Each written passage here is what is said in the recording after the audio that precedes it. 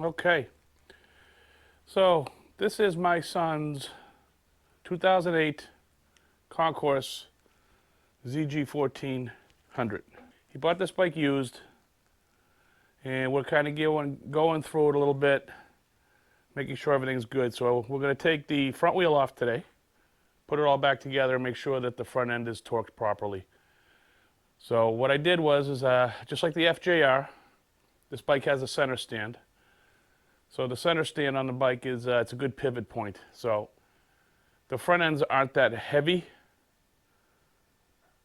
So what I did is I got a jack, got a piece of wood on the jack, and I got it just slightly, I got it sitting on the equalizer pipe where all the four pipes turn into one, because this has the two brothers, four into one.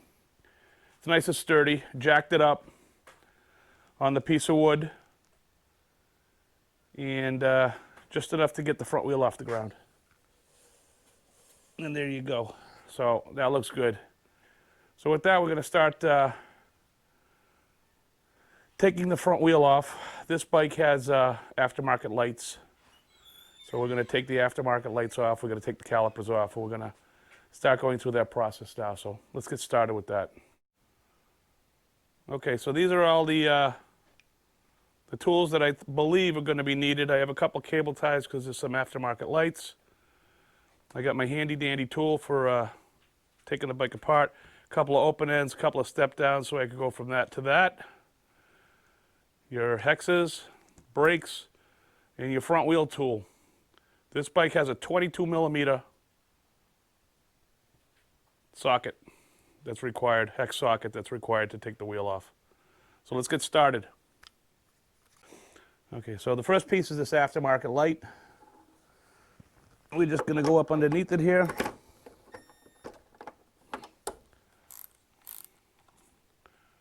Set it on loosen. I'm going to need a wrench. These are nylon nuts. There's no need for locking. We're just going to get that, move that out of the way.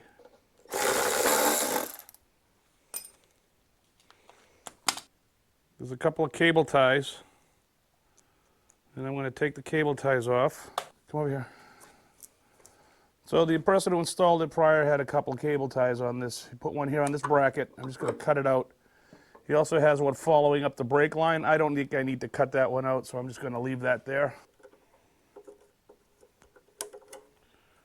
And again, he's got it tied into the cables for the brakes. We're almost at the point where we're going to start to do the job. This is all secondary to the job. So over here, we got a bolt here and a bolt here. They're hexes. This is how you remove the caliper. The caliper comes off that way. I'll tell you the size. So this is a 9 millimeter. I'm just going to crack this loose.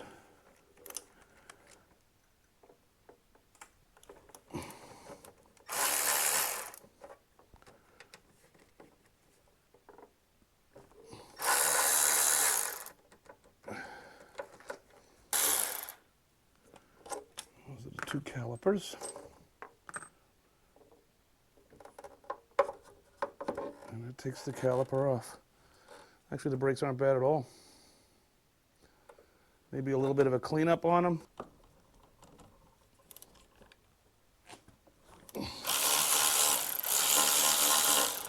I'm sorry, whoever did this bike did not torque the shit proper. Whoever did this bike didn't know what they were doing. That stuff's just too damn hard.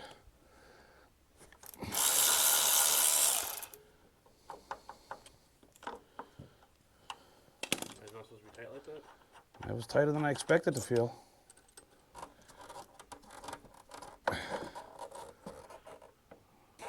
Okay, so that's that. Okay, so according to the directions, there's supposed to be a clamp here that holds the lines, but evidently the previous owner deemed it not necessary or whatever reason, but there is no clamping for holding the lines there. Probably what all the extra cable ties are for. So we're going to bypass that step. Next step is to remove these. These are shared brackets with the lights. So these are part of the aftermarket lighting system.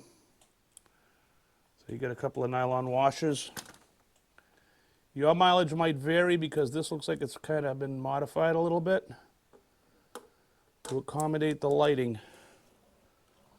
So this is set up to have these 2 nylon washers here. Not sure what factory is.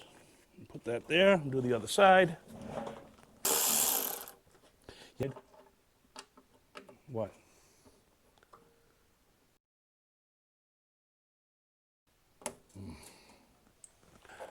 So there's that. Okay, so after those brackets up here are done, we're going to do these brackets here, which hold the, I don't know what the hell, this is the lower shock to the fender. They appear to be an 8.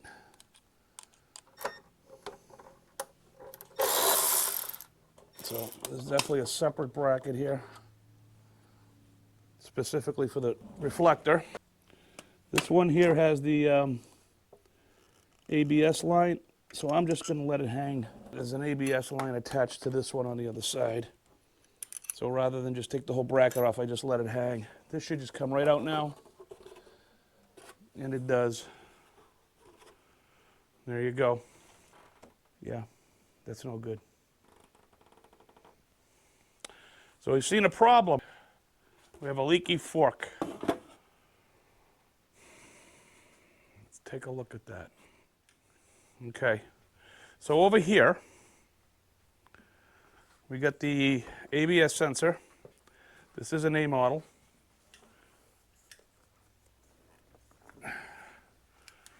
So what I'm going to do here is these 2 bolts right here are going to come out. They are 8s. And that will remove the ABS sensor. You will not want to put anything magnetic to that. Be very careful. Okay, so technically the wheel's freed up. So now we'll just do the unbolting procedure of the wheel. Okay, so procedure calls this side, which appears to be the ABS side. We're going to loosen up these pinch bolts.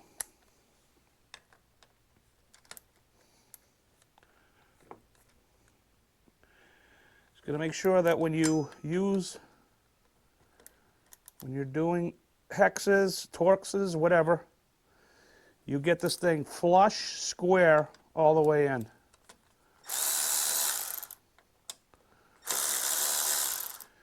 There you go. Next step, we got our 22 millimeter. This was purchased, I believe, on Amazon. They sell other tools. They have a step tool if you have multiple bikes, which is pretty neat. This side has basically a hollow piece that goes all the way through. This side is not so deep. So according to what I'm reading in the instructions, this is actually the nut. So we lay it in there nice and flush. And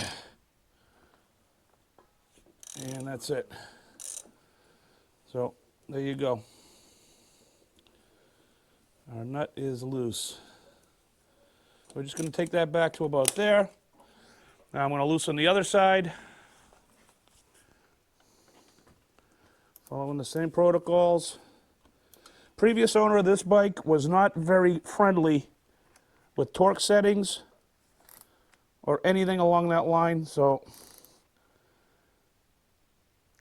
we found a lot of unevenly torqued stuff and over torqued stuff on this bike. So it just only makes sense at this point, since it's a new bike, that we're going to go through all these.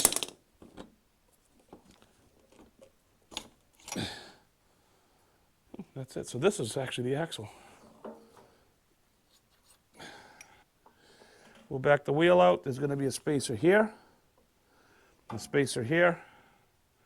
We just want to make sure we remember what side is what. So actually, to be honest with you, the way I like to do it, just put that in like that, put that in like that, and now I'll never forget. Perfect. We just back the wheel out, and there you go.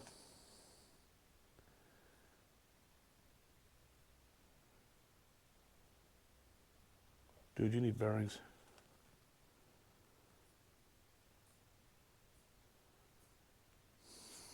Okay, so changing plans.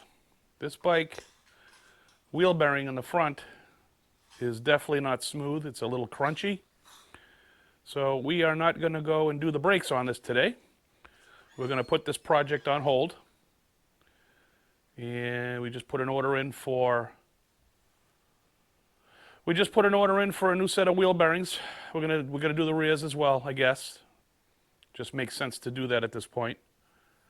And we're gonna swap out the wheels, this wheel bearings.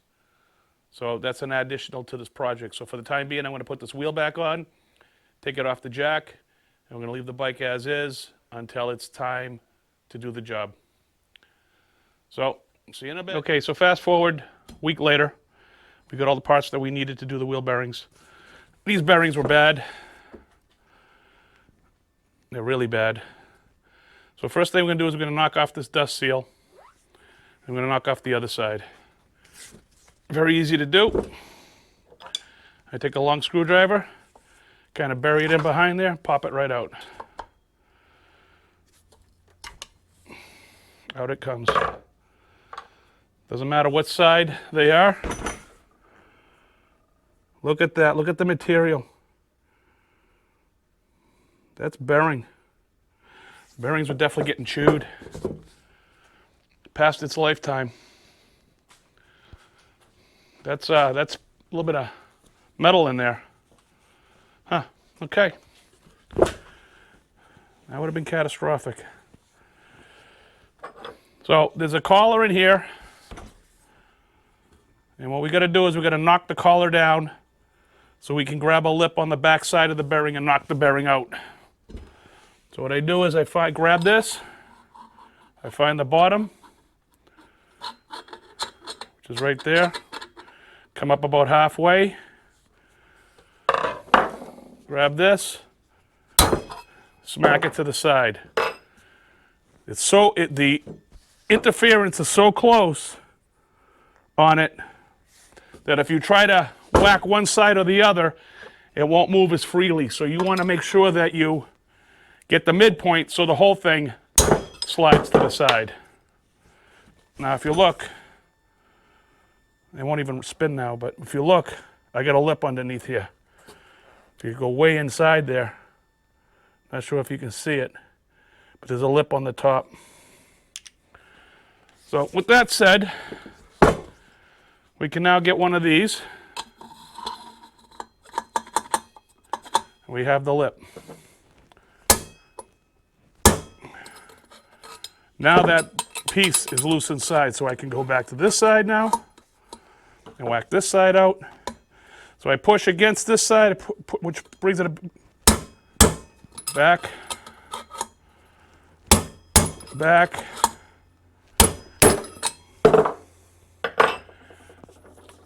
There it is. Bearing, spacer. Now what we're going to do here is I'm going to find a socket. So if you look at that, that fits the inside perfectly. It does. Okay. I'll show you when we get this one out.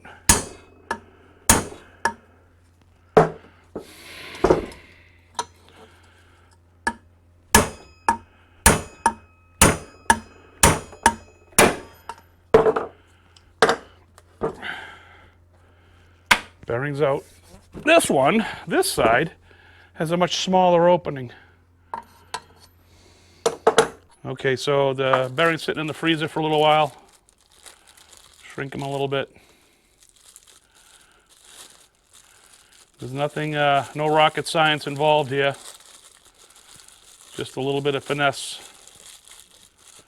So we're going to get this, we're going to place it right there. You want a socket that's at that outer border, but that'll drop in nice. You just got to be careful hitting it. It's got to go in straight. All right, just love tapping it in, making sure we keep recentering on that collar. As you can see, we're just about flush. One's in, We got the bearing, we got the spacer. Just gonna put the spacer in there flush. You need it flush so it sits as low as it possibly can. Now I'm gonna go get the other bearing, another cool bearing. I actually went with a slightly larger. This is a 33 millimeter. Fits on there a little better.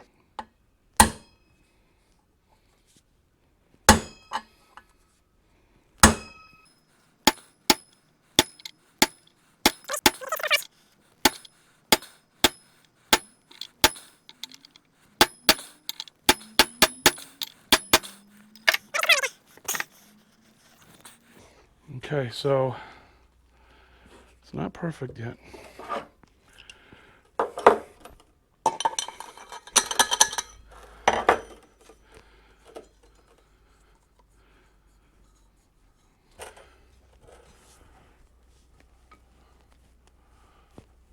That feels good. So I'm going to just hit the opposite side just to seat it in a little better. That's in there. There you go. So what I like to do is I'm going to get a little bit of high temperature grease here and put it on the bearing. That's going to keep the weather out of it, which is what basically kills these things. So I'm going to do that, put the seal on, repeat it on the other side, and then we have bearings.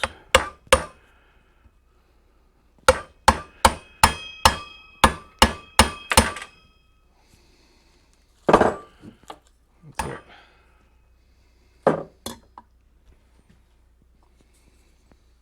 Stop that. Okay, so we're going to change this up a little bit. Our plan today was to do the fork fluid change, wheel bearings in the front, get that all done, but noticing here, there might be a little weepage of oil on that fork leg. I don't know if it's something that's been continually going or what, or just started, but this was dry, but this was wet. So we were discussing it a little bit, me and my son, and we came to the conclusion that probably best if we replace the seals. So what we're going to do is we're going to reassemble the front end of this bike. We're going to order the seals, and then we're going to do a separate project of just the forks. So we've already done the bearings, and now we're going to look into doing the forks. So that said,